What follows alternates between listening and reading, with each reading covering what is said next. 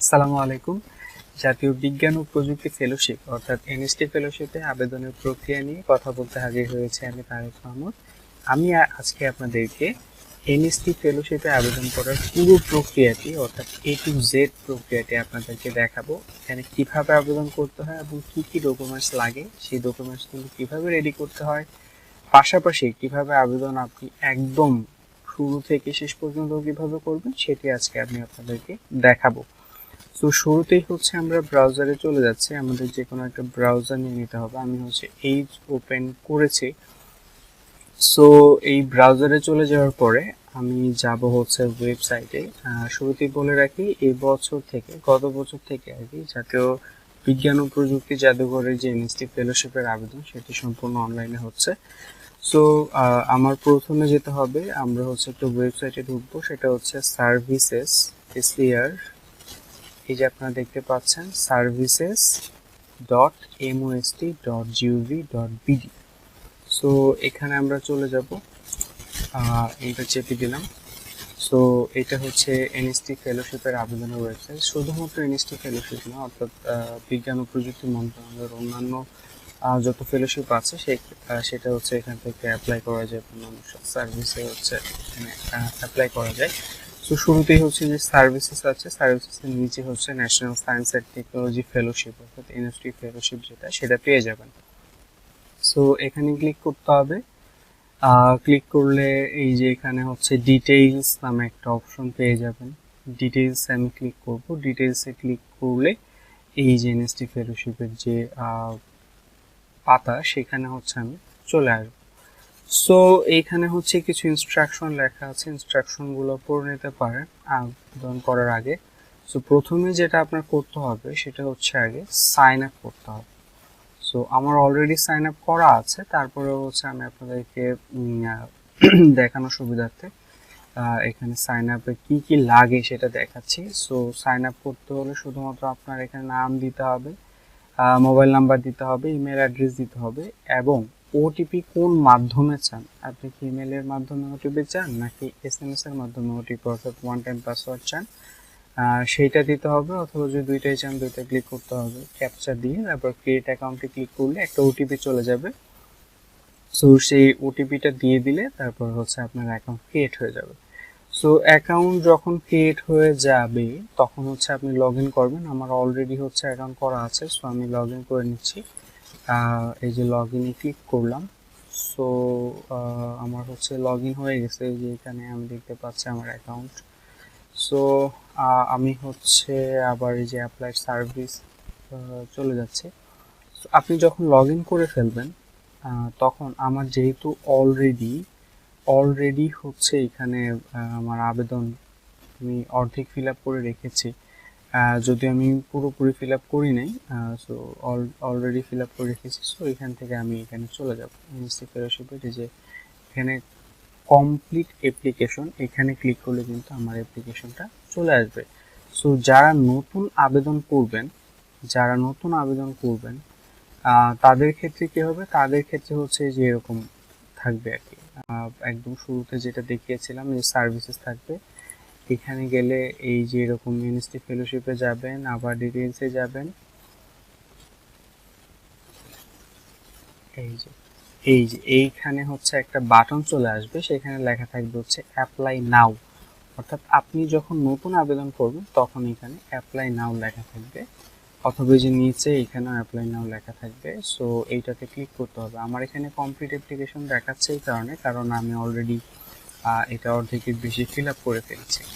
So এটা হচ্ছে আমার অ্যাপ্লিকেশনে। সো এখানে কিছু ধাপ আছে, যেমন বেসিক ইনফো। প্রথমে হচ্ছে আপনার বেসিক ইনফো দিতে হবে। সো বেসিক ইনফোর মধ্যে কি কি আছে একটু দেখে নিই। সো এখানে হচ্ছে আপনি কিসের জন্য অ্যাপ্লাই করছেন, মাস্টার্সের জন্য কিনা। তারপরে হচ্ছে আপনার একটা ছবি আপলোড করতে হবে, এখানে আপনার নাম দিতে হবে, বাবার নাম দিতে হবে, মায়ের নাম দিতে হবে, জন্ম তারিখ দিতে হবে, এখানে যা যা চেয়েছে এইভাবে সব ইনফরমেশন দিয়ে এটা ফিল আপ করতে হবে। তারপর হচ্ছে কমিউনিকেশনের জন্য আপনার প্রেজেন্ট এবং পার্মানেন্ট অ্যাড্রেস দিতে হবে, আপনার ইমেল অ্যাড্রেস দিতে হবে, এনআইডি নাম্বার দিতে হবে, মোবাইল নাম্বার দিতে হবে, দিয়ে তারপরে হচ্ছে আপনি সেভ অ্যান্ড কন্টিনিউতে দেবেন। তো সেভ অ্যান্ড কন্টিনিউতে যখন দিবেন তখন হচ্ছে আপনার যে দ্বিতীয় ধাপটা চলে আসবে। টোটাল 5টা ধাপের মধ্যে দ্বিতীয় ধাপ চলে আসবে, যে আপনার কারেন্ট স্টুডেন্টশিপ, আপনি যে বর্তমানে পড়াশোনা করছেন বা আপনি যে কারেন্ট একজন স্টুডেন্ট, সেইটার জন্য কিছু ইনফরমেশন চাইবে এখানে।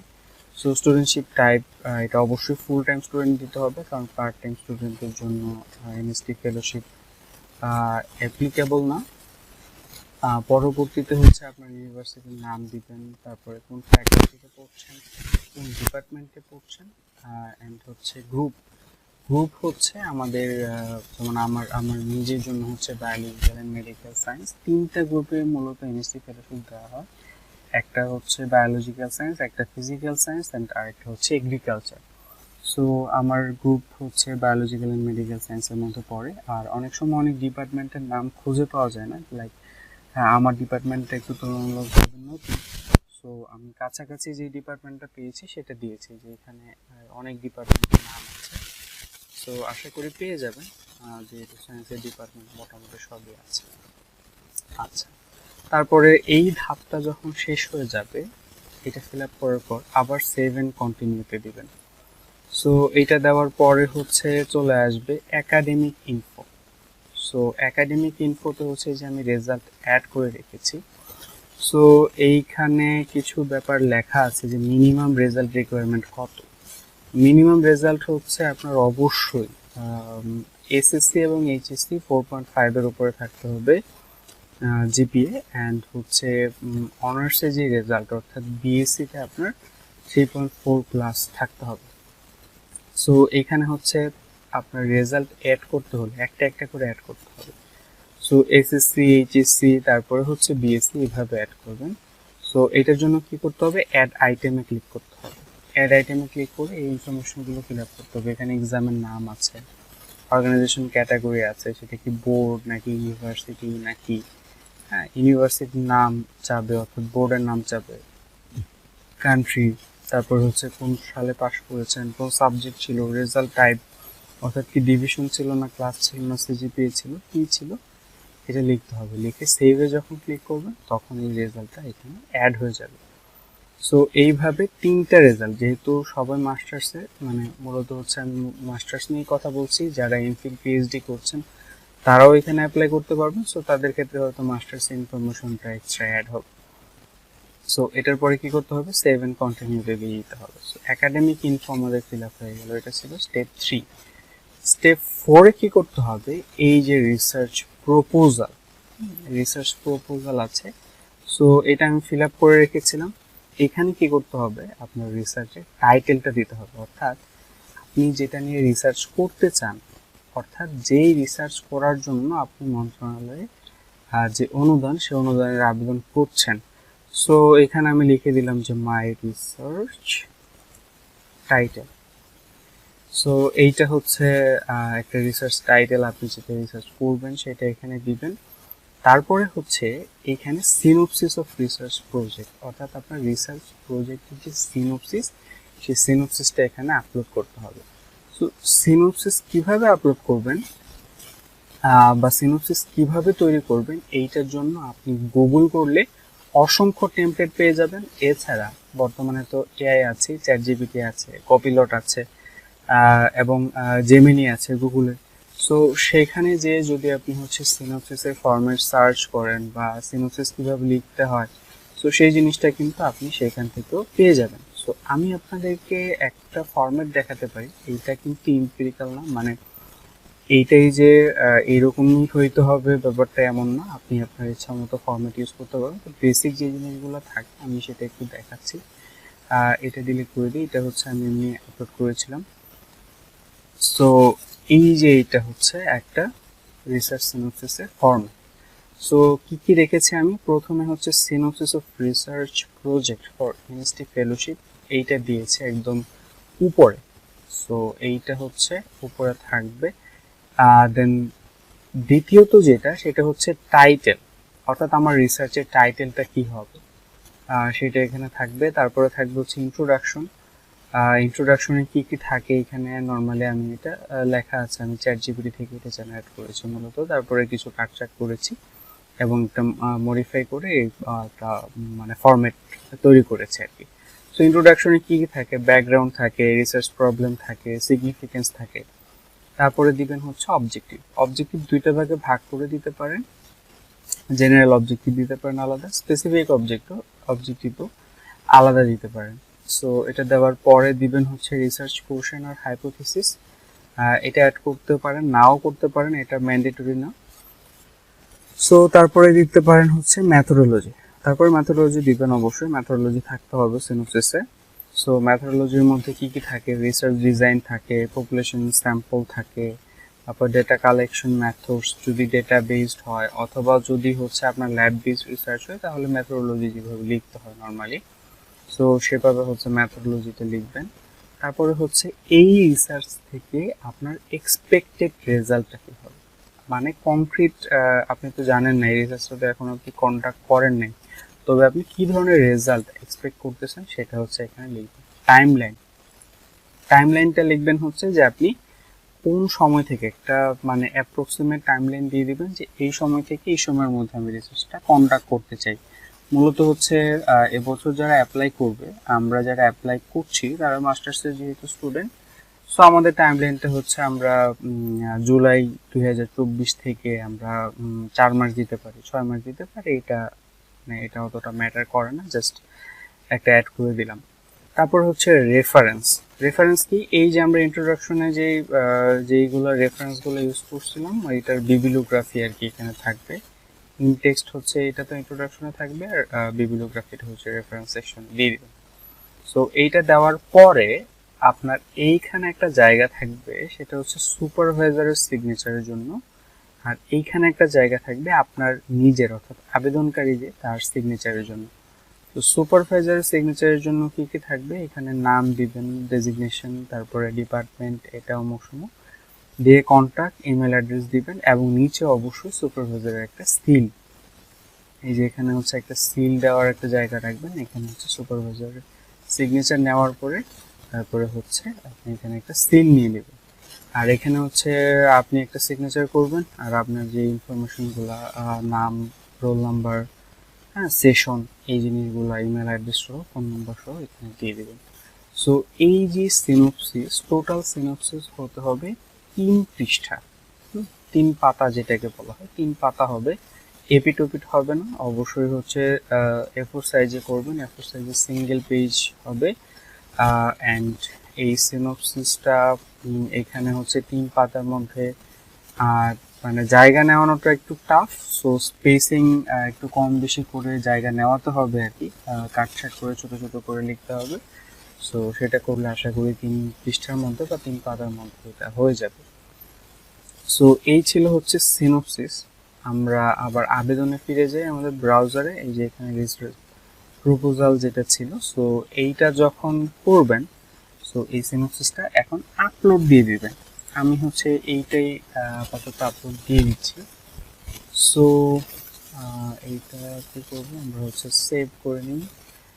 এটা হচ্ছে সিনোপসিস, একটা ফোল্ডারে সেভ করে নিচ্ছি। সো এটা সেভ হয়ে গেছে। আপনি সিনোপসিস হচ্ছে ডক ফরম্যাট, পিডিএফ ফরম্যাট, যে কোনো ফরম্যাটে দিতে পারবেন। সো সেইটা কি করবেন, এইখানে হচ্ছে ক্লিক টু আপলোড দিয়ে দিলাম। সো আমি এটা দিচ্ছি, তার মানে এই না যে আমার এখনই হচ্ছে পুরোটা করা, মানে এটা আবেদন এখনই করে ফেলতে হবে, ব্যাপারটা এরকম না, আপনি পরবর্তীতে আপডেট করতে পারবেন, সমস্যা নেই। সো আপনি যত ইচ্ছা এখানে আপলোড করতে পারবেন, কোনো সমস্যা নেই। এই যে আমি এখানে ডক ফাইল আপলোড করে দিয়েছি, আপনি চাইলে পিডিএফ আপলোড করতে পারেন। সো এখানে 2টা অবজেক্টিভ লিখতে হবে এই সার্চে, ইন 3 ক্যাচি ওয়ার্ডস, মানে 3টা ওয়ার্ডের মধ্যে আপনার অবজেক্টিভ লিখতে হবে।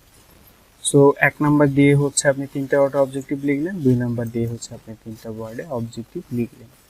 তারপরে হচ্ছে which of the following do you research work based on, মানে আপনার রিসার্চ ওয়ার্কটা কি বেসড, এটা কি সার্ভে বেসড। এখানে কিছু অপশন আছে, যেমন ল্যাব ওয়ার্ক আছে, ফিল্ড ওয়ার্ক আছে, অনেকে ল্যাব ফিল্ড একসাথে থাকতে পারে, সো ল্যাব আর ফিল্ড আমি একসাথে দিয়ে দিই।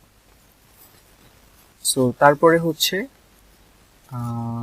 Supervisor information. সো সুপারভাইজার ইনফরমেশনের মধ্যে আমি দিয়ে দিলাম যে মিস্টার এক্স সুপারভাইজার, ডেজিগনেশন কি, মোবাইল নাম্বার কি, ইমেল অ্যাড্রেস কি, সো এরকম একটা ইমেল অ্যাড্রেস দিয়ে দিতে হবে। অ্যাড্রেস দিলাম হচ্ছে জিবি। সো এখানে হচ্ছে আপনার সুপারভাইজারের অ্যাড্রেসটা দিয়ে দিবেন, নাম দিবেন, ডেজিগনেশন দিবেন। এটা দিয়ে ফিল আপ করার পরে তারপরে হচ্ছে আপনার ইয়ে করতে হবে, আপনার যে ডিপার্টমেন্টের হেড আছে, ডিপার্টমেন্টের হেডের যে ইনফরমেশন, সেই ইনফরমেশনটা ফিল আপ করতে হবে। সো এখানে হচ্ছে ডিপার্টমেন্টের ইনফরমেশনের জায়গায় আমি আমার ডিপার্টমেন্টের হেড ইনফরমেশন দিয়েছিলাম। সো আমি এখানে হচ্ছে ওয়াই দিয়ে দিলাম, ডক্টর ওয়াই। সো এইখানে হচ্ছে ফোন নাম্বার দেওয়া আছে, ফোন নাম্বারটা হচ্ছে যে কোনো একটা দিলাম, তার ডেজিগনেশন দিলাম, তারপর হচ্ছে ইমেল অ্যাড্রেস দিয়ে দিলাম। সো এই যে এই ইনফরমেশনগুলো দিয়ে যখন আমি সেভ এন্ড কন্টিনিউতে দিব, তখন আমার একদম ফাইনাল সেকশন, এই যে একটু টাইম নিচ্ছে,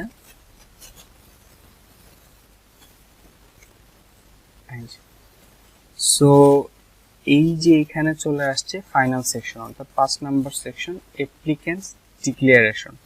সো এই ডিক্লারেশনের জায়গায় সো এখানে কিছু আছে যে পেপারস টু বি অ্যাটাচড। আচ্ছা, পেপারসের মধ্যে কি কি অ্যাটাচ করতে হবে? কমিটমেন্ট, অর্থাৎ অঙ্গীকারনামা। এখন অঙ্গীকারনামাটা আসলে কি? অঙ্গীকারনামা হচ্ছে যে আপনার 300 টাকার নন জুডিশিয়াল স্ট্যাম্পে আপনার অঙ্গীকার করতে হবে যে আপনি এই রিসার্চটা করবেন এবং এইখানে হচ্ছে অন্য কোনো জায়গা থেকে ফেলোশিপ নেন না। এটার একটা ফরম্যাট দেওয়া আছে, আমি ডিরেক্ট হচ্ছে ফরম্যাট থেকে আপনাদেরকে দেখাচ্ছি। সো 300 টাকার স্ট্যাম্প আলাদাভাবে পাওয়া যায় না, স্ট্যাম্প পাওয়া যায় হচ্ছে 100 টাকার। তো 100 টাকার 3টা স্ট্যাম্প কিনে সেখানে হচ্ছে আপনার এই জিনিসগুলো লিখতে হবে। আমি একদম ডিরেক্ট চলে যাই এখানে। সো এটা যে কোনো স্টেশনারির দোকান থেকে হচ্ছে আপনারা এটা আপনার আশেপাশের লাইব্রেরি বা স্টেশনারির দোকানে গেলে এটা পেয়ে যাবেন। স্ট্যাম্প কিনে এনে আপনি যেখান থেকে প্রিন্ট করাবেন, প্রিন্টের দোকান থেকে নিয়ে এটা প্রিন্ট করতে পারেন। অনেক সময় প্রিন্টের দোকানেও এটা পাওয়া যায়, জিজ্ঞেস করে নিতে পারেন। সো এইটা হচ্ছে যে এরকম 100 টাকার স্ট্যাম্প, এটা নন জুডিশিয়াল স্ট্যাম্প। সো শুরুতেই হচ্ছে লেখা অঙ্গীকারনামা, তারপরে হচ্ছে 1 নাম্বার দিয়ে আবেদনকারীর নাম, আমার নাম লিখেছি। 2 নাম্বার হচ্ছে গ্রুপের নাম, আমার গ্রুপের নাম হচ্ছে জীববিজ্ঞান ও চিকিৎসা বিজ্ঞান। 3 নাম্বার হচ্ছে শ্রেণী বা কোর্সের নাম, আমার কোর্সের নাম হচ্ছে এমএসসি, আসলে এমএসসি না, আমার কোর্সের নাম এমপিএইচ। সো এটা আপনার নর্মালি হচ্ছে এটাতে এমএসসির জন্য প্রোভাইড করে, মাস্টার অফ সায়েন্স এটার জন্য। সো বিশ্ববিদ্যালয়ের নাম হচ্ছে জাহাঙ্গীরনগর বিশ্ববিদ্যালয়। সো এটা এমএসসি লিখবেন, নর্মালি সবারই হচ্ছে এটাই হয়। বিশ্ববিদ্যালয়ের নাম, আপনার বিশ্ববিদ্যালয়ের নাম লিখবেন এখানে। সো নিচে দিয়ে দিবেন হচ্ছে এটা 1 নাম্বার পাতা। সো প্রথম পাতায় হচ্ছে আমি 4টা ইনফরমেশন রেখেছি। সো দিয়ে দিলাম পাতা 1। সেকেন্ড পাতায়, দ্বিতীয় পাতায় কি করবেন? এই যে এটা হচ্ছে আর এটা 100 টাকা স্ট্যাম্প, এখানে হচ্ছে 5 নাম্বার দিয়ে এখানে লিখতে হবে যে আমি অঙ্গীকার করছি যে এই যে এটা, এই লাইনটা লিখতে হবে, এই লাইনটা লিখতে হবে, এই লাইনটা লিখতে হবে। হ্যাঁ, দেওয়ার পরে এটা হচ্ছে আমি ভাগ ভাগ করে নিয়েছি, অর্থাৎ একটু ফন্ট সাইজটা বাড়িয়ে দিয়েছি, এখানে হচ্ছে লাইনের মধ্যে স্পেসিং বাড়িয়ে দিয়েছি, মানে পৃষ্ঠাটা যাতে একটু ভরা ভরা লাগে। নিচে দিয়ে দিলাম হচ্ছে এটা 2 নাম্বার পাতা।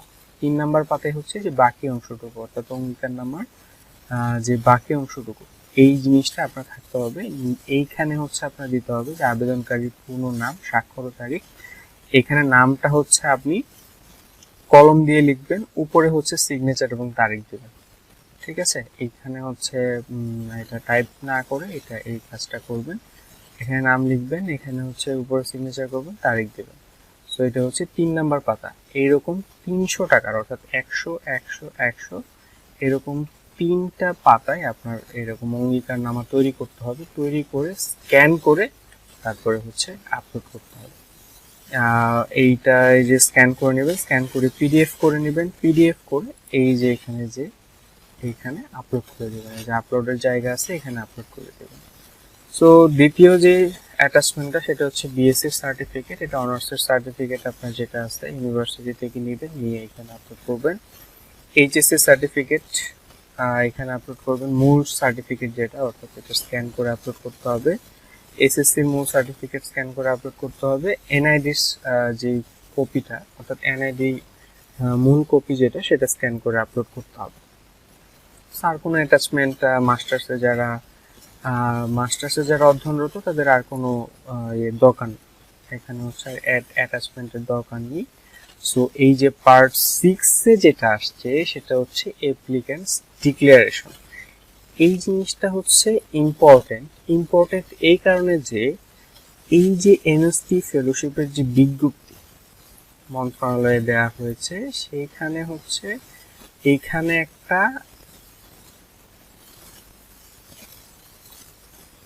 এখানে একটা দেওয়া আছে, এই যে ডিক্লারেশন ফর্ম দেওয়া আছে। অনেকে কি করে এইখান থেকে ফিল আপ করে কলম দিয়ে ফিল আপ করে তারপর এখানে সিগনেচার নেই, এখানে একটা সিগনেচার নেই।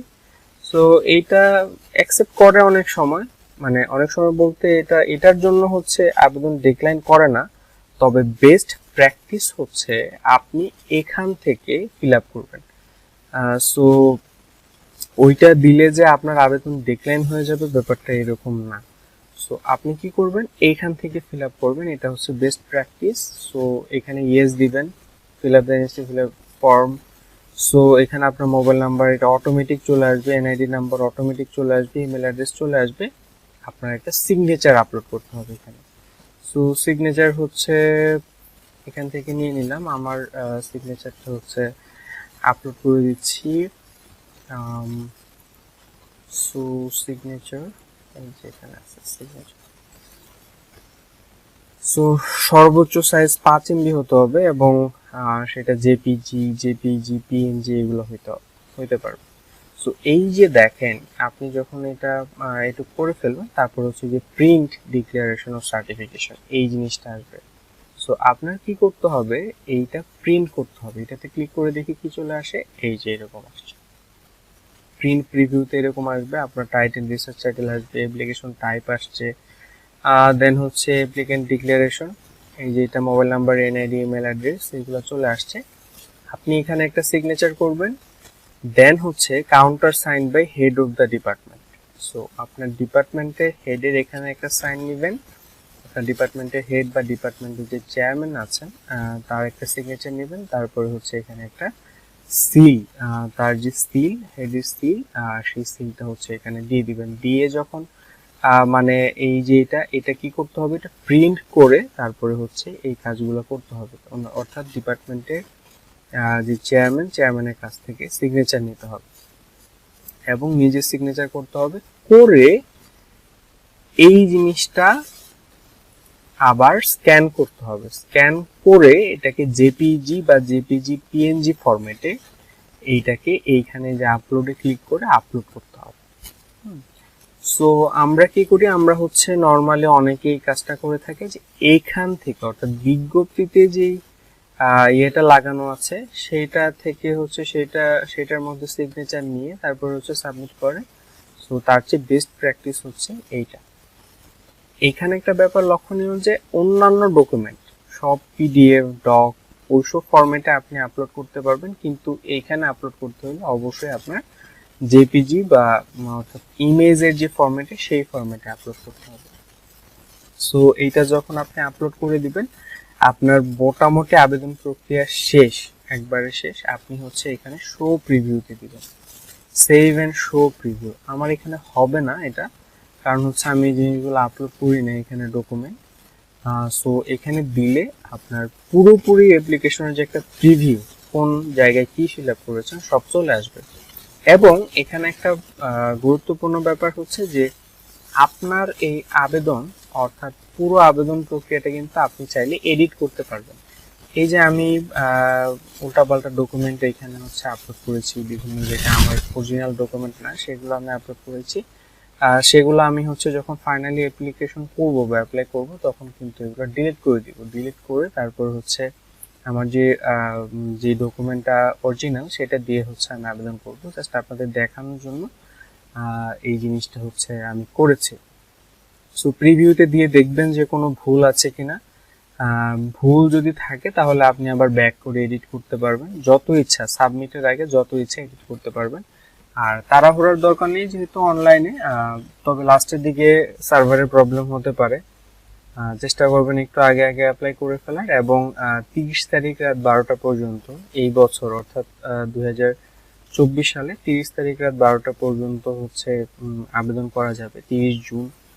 সো তার মধ্যে আপনার জাস্ট সব ইনফরমেশন ঠিক আছে কিনা এটা দেখে আপনার আবেদন করতে হবে। কিন্তু একবার যদি সাবমিট করে ফেলেন, যদি ভুল হয়ে যায় তাহলে কিন্তু পরবর্তীতে হ্যাসেল পোহাতে হবে। ঠিক আছে, আপনার আবেদন বাতিল হয়ে যেতে পারে, আপনি গ্র্যান্ট নাও পেতে পারেন। সো এই ছিল হচ্ছে আমাদের আজকের যে টপিক, অর্থাৎ এনএসটি ফেলোশিপ নিয়ে আলোচনা। সো এইখানে হচ্ছে যে কোনো কিছু যখন আপনি জানতে চান তখন কিন্তু জাতীয় বিজ্ঞান ও প্রযুক্তি অর্থাৎ বিজ্ঞান ও প্রযুক্তি মন্ত্রণালয়ের ওয়েবসাইট আছে, সেখান থেকে জানতে পারেন। এবং এর পরবর্তীতে করণীয়টা কি, আপনি যখন হচ্ছে এটা সব ঠিকঠাক থাকলে সাবমিট করে দেবেন। সাবমিট করে দিলে কিছুদিন পরে, হয়তো সেটা 1 মাস 1.5 মাস হতে পারে, কিছুদিন পরে আরো বেশি দিন হতে পারে, আরো কমও হতে পারে, কিছুদিন পরে এই যে মিনিস্ট্রি অফ সায়েন্স অ্যান্ড টেকনোলজির যে ওয়েবসাইট আছে সেই ওয়েবসাইটে কিন্তু মানে সিলেক্টেড, অর্থাৎ প্রার্থীদের যাচাই বাছাই করার পরে সিলেক্টেড প্রার্থীদের লিস্ট দেয়া হবে। এই লিস্টে হচ্ছে সাক্ষাৎকারের তারিখ দেওয়া থাকবে এবং কোথায় সাক্ষাৎকার হবে সেটা দেওয়া থাকবে। আপনার কিন্তু পরবর্তীতে ইন্টারভিউ দিতে হবে। সো ইন্টারভিউ দেওয়ার সময় আমি একটু মনে করিয়ে দিই আপনাদের কি কি ডকুমেন্ট সাথে নিয়ে যেতে হবে। আগে ডাকযোগে এই যে অ্যাপ্লিকেশনের কপি সেটা পাঠানো লাগতো, কিন্তু এই বছর পাঠানো লাগবে না। এই বছর হচ্ছে ইন্টারভিউ বোর্ডে এগুলো জমা দিতে হবে। সো এখানে একটু দেখি যে বিজ্ঞপ্তিতে কি কি লেখা আছে। দেখেন এখানে হচ্ছে যে এই কাগজপত্রগুলো সাক্ষাৎকার বোর্ডে নিয়ে যেতে হবে, অর্থাৎ আবেদনকারী এসএসসি এইচএসসি স্নাতক পাশের মূল সার্টিফিকেট, অবশ্যই মূল সার্টিফিকেট।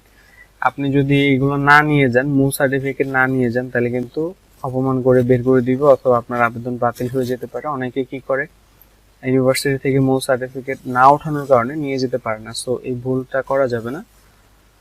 এবং এটা হচ্ছে মাস্টার্সের জন্য, এবং আপনার যাদের জমা দিতে হবে সেটা হচ্ছে খুবই ইম্পর্টেন্ট। দেখেন এখানে হচ্ছে অনলাইনে দাখিলকৃত আবেদনের প্রিন্ট কপি, তারপরে হচ্ছে এই যে অঙ্গীকারনামাটা আপনি এইখানে স্ক্যান করে আপলোড করেছেন সেটার মূল কপি হচ্ছে এখানে জমা দিতে হবে।